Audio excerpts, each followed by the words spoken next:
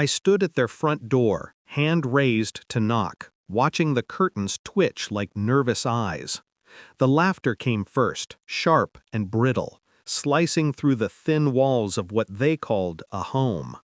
"Non-family, it's $1,300, she said, grinning like a shark.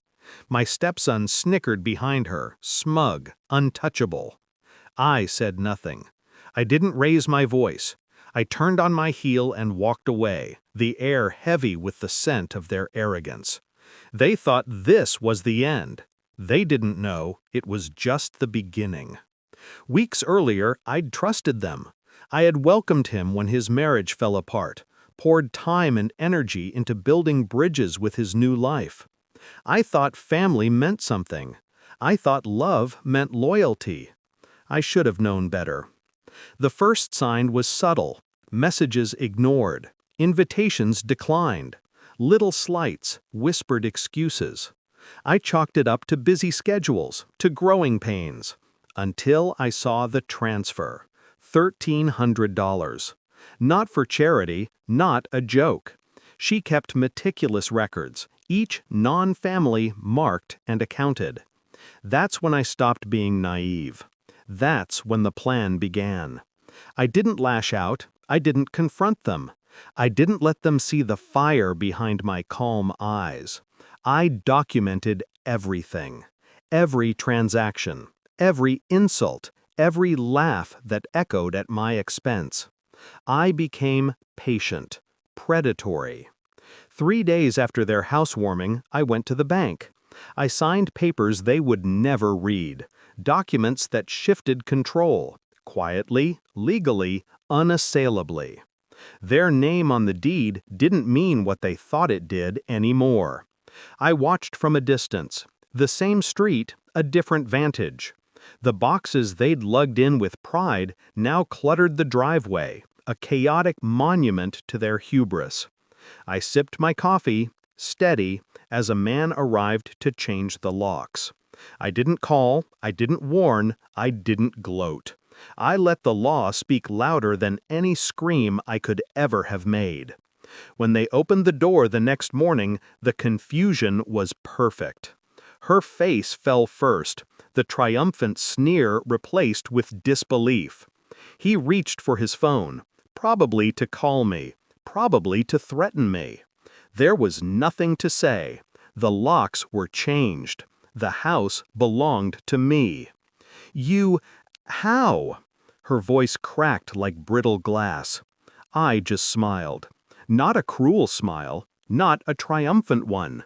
A quiet, precise smile. The kind that says, "You made the choice to laugh at me. Now you pay the price of your own arrogance." Their panic was cinematic. The boxes fell over, papers scattered, the golden veneer of their life peeling back. And me? I watched, calm. The storm had passed through their world, but I hadn't moved. I didn't even need to be there. I remembered the first day I met her, the politeness, the smiles, the hope that they would accept me. I remembered the nights I stayed awake, worrying about them, planning, guiding. And now, I remembered nothing but the laughter that had carved this wound. I had healed it silently, legally, flawlessly. I walked past their driveway later, letting the sun hit my face. No rush, no words. I didn't need them. I didn't need validation.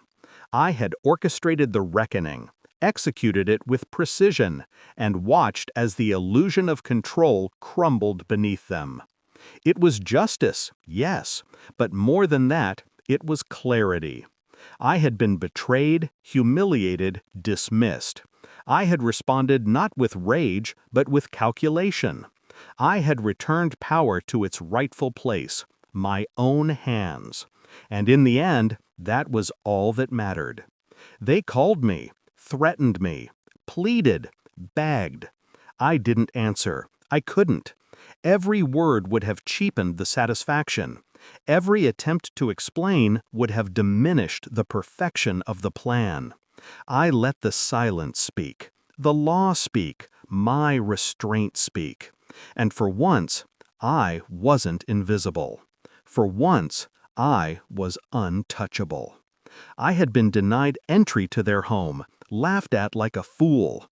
3 days, a few signatures, and $1,000 lesson later, it was them outside, fumbling, afraid, powerless. And I walked away, lighter, free, smiling inside at the irony of it all.